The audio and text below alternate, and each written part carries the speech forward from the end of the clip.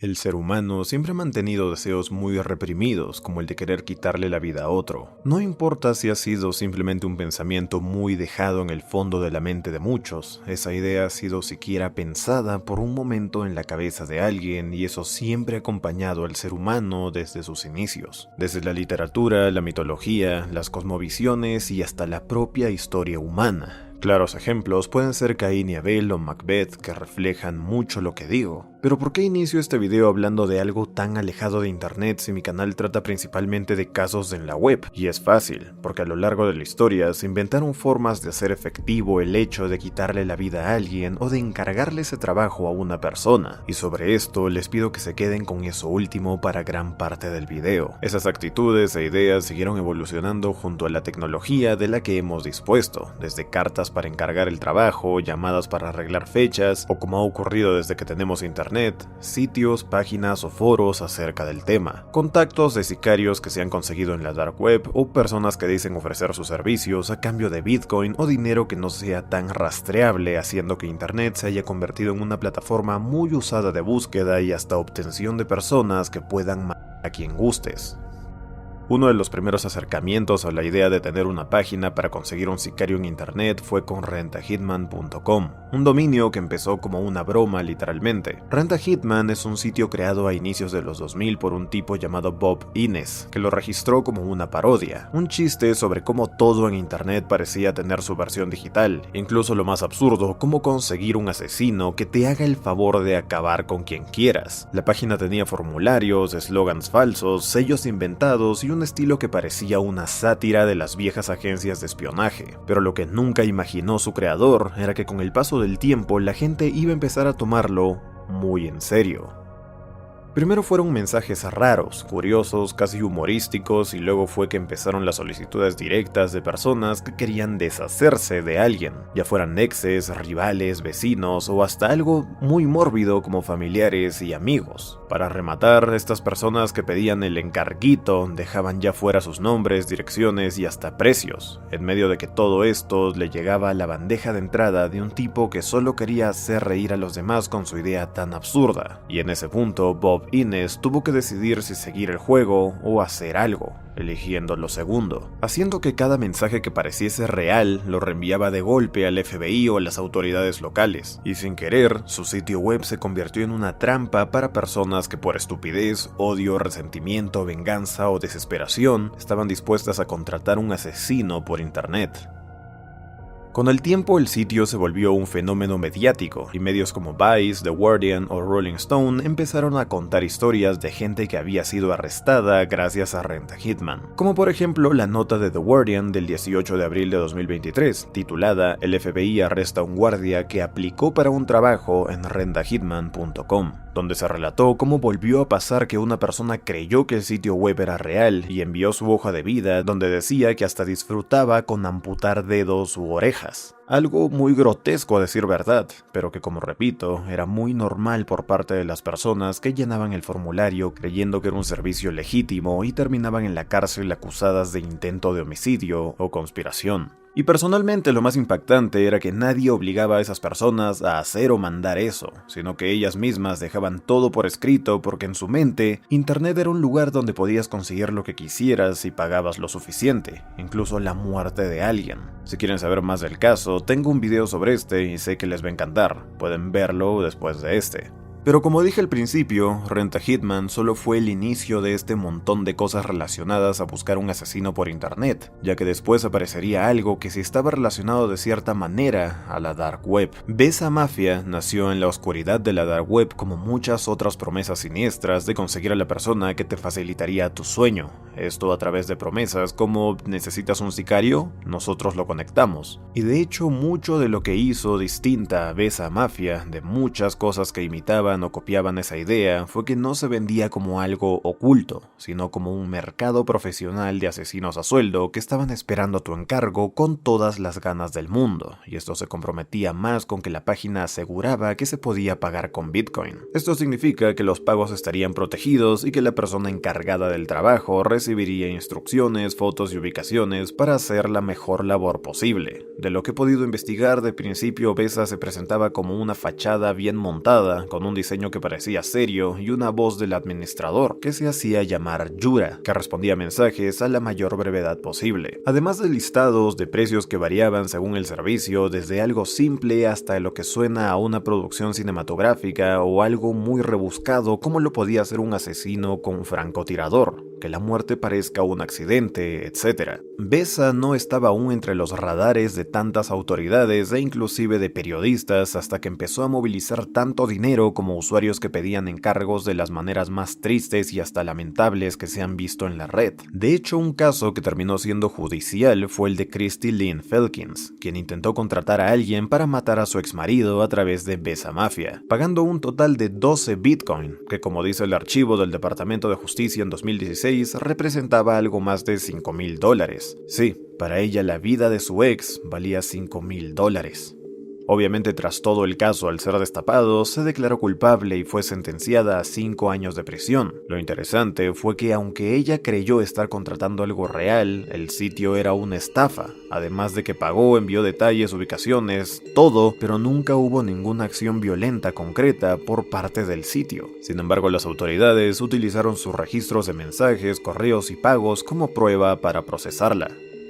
El problema con Besa es que ese no fue su punto de no retorno y de caída del sitio, sino que lo sería el 4 de diciembre de 2018, día en que Wired, una revista estadounidense, decidió exponerlos totalmente y reveló cosas escabrosas. Una noche de 2018, alguien recibió un correo con asunto suicidio o asesinato, y adentro un enlace que apunta a una web donde alguien está intentando contratar un sicario para acabar con un tal Brian George. La página incluye foto, dirección, días exactos en que Brian estaría en Indiana y promesa de pago, unos $5,000 en Bitcoin. El mensaje venía de alguien llamado Tunbip, quien creía estar tratando con un capo de la dark web, y en respuesta el administrador de esa página aceptó el trabajo asegurando que enviaría un operativo, pero después todo quedó en silencio. Días después, Brian fue hallado muerto, y en medio de las autoridades concluyeron que se trató de un suicidio. Leyendo más el artículo, Wired recuerda ese caso como ejemplo clásico de lo que se llama mercado de sicarios en la dark web. Muchos sitios anuncian asesinatos, aceptan pagos pretendiendo tener estructuras de homicidio, pero en realidad son estafas, porque como es obvio, nadie aparece para matar a un objetivo y el negocio de estos sitios es engañar como sea para obtener criptomonedas, algo que sería más evidente cuando otro caso terrorífico fue anexado al historial de Besa. Stefan Allwine vivía una vida que a simple vista parecía común y corriente, como la de cualquier estadounidense promedio, con un buen trabajo, una familia bendecida y siendo religioso como él solo. Pero en secreto se movía en foros y rincones oscuros de la web, porque quería que alguien le ayudara a solucionar un problema, y no fue hasta toparse con Besa Mafia. Allí el administrador le prometió poner a alguien para arreglar la situación que tenía Allwine, y así con el alias Dog Day God, esta persona acordó pagos, entregó datos y buscó que la muerte de su esposa pareciera un accidente o un suicidio. Simplemente quería deshacerse de ella a como diera lugar. Esos pasos dejaron huella, registros de compras de criptomoneda, historial de navegación y mensajes que lo conectaban con la cuenta vinculada al portal falso. El tema es que en marzo de 2016, agentes del FBI y detectives locales avisaron a Amy y a Stephen que habían recibido información de la dark web indicando que alguien había pagado por un asesinato en su contra. La advertencia marcó la pauta de lo que vendría, y viendo que ya estaba informada hasta la policía y que ya daba por sentado que lo habían estafado, Stephen pocos meses después, en noviembre de 2016, mató a Amy. La escena fue planteada para parecer un suicidio por la posición del arma, pero la ausencia de quemaduras de pólvora en las manos y una mezcla de elementos que los forenses encontraron poco consistentes con una autoinfligida clara, dejaba casi en bandeja de plata el hecho de que Amy había sido asesinada. Además, la autopsia detectó trazas de medicamentos que podían haberla debilitado o dejado vulnerables. Esos detalles, sumados a las evidencias digitales, terminaron por desencadenar la acusación contra Stephen, además de que los peritos presentaron como prueba la cadena digital de pagos, comunicaciones y búsquedas que, combinadas con hallazgos forenses, apuntaron a un plan estructurado por este que no salió bien. En el juicio, el jurado concluyó que Stephen fue culpable de asesinato en primer grado y la fiscalía sostuvo que la contratación tan frustrada por la web no fue el final del plan, sino el que desembocó en su locura, ya que al no obtener el servicio prometido, pasó a la acción por sus propias manos. Todo lo anterior personalmente me deja algo muy claro, y es que el supuesto mercado de sicarios en internet no era un laberinto oscuro donde se cumplían encargos, sino un rejunte de miserias humanas y de ingenuidad,